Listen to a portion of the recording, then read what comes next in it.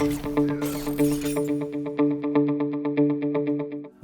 to the third episode of the Teach Me Mortal Kombat 11 series.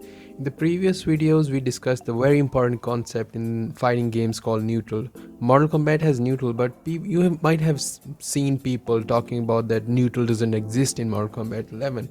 They are saying it because there exist in Mortal Kombat 11 some moves that can actually bypass the neutral, so you can just move to the whatever part of the screen you like to move in just a blink of an eye. So this whole forward and backward movement to adjust the spacing, it makes no sense when you have these moves. So these moves exist because Mortal Kombat 11 is a fantasy based game.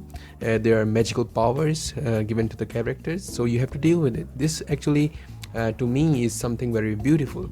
So in order to counter the teleport moves, you have to understand when the opponent is using them. So most of the time you will be seeing, if for example I'm the Scorpion player, I'll be using it at full screen to get in close to my opponent. Similarly, you might have seen players, Scorpion ones, who jump and teleport.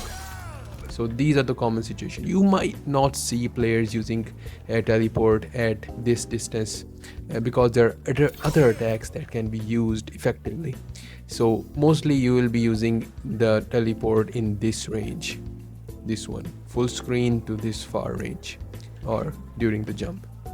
So once you know that these are the places and these are the situations in your opponent is using the teleport move, you can counter it using multiple techniques. The second thing to note for teleports that are being used by players like Raiden, Scarlet, Collector for example, is the move they use after the teleport. For example, most of the time you will be seeing people grab you once they have teleported, or if they are using some other move like this one.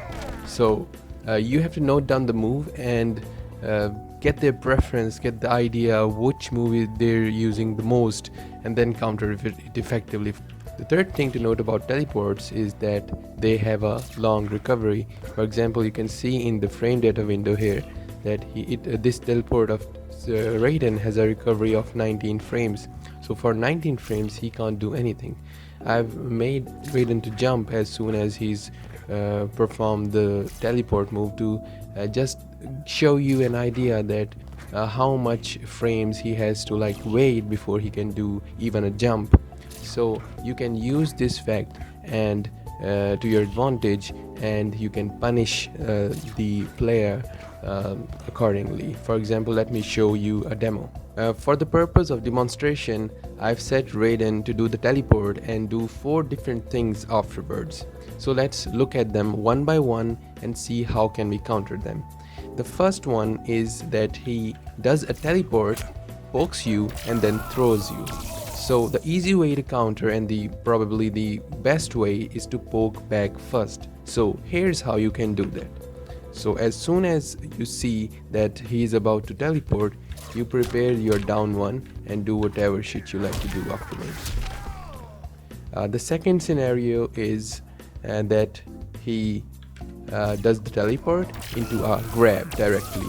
So because grabs are high, so you can simply duck them and do a down one afterward. So here's how you can do that. You can get a crushing blow and continue your combo. The third one is that he does the teleport into his mid.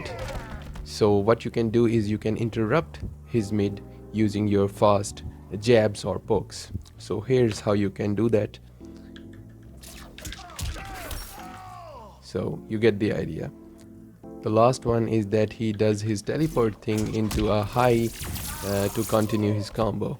So highs, normally the jabs are the fastest one. So how can you defeat that? Here's one possible way. You can either poke, or you can just see that he's going to do that, and then you can punish him using your highs instead. So summarizing what we learned in today's video, we saw that teleport is a constant threat and you have to deal with it by knowing the trends of your enemy, when and where he using it, especially what moves does he use after using a teleport. So once you know that, you can counter it effectively.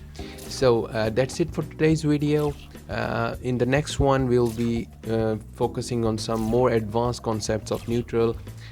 So if you like this video, be sure to subscribe to my channel, leave a feedback in the comment section. Till then, it's MiniNinja signing out.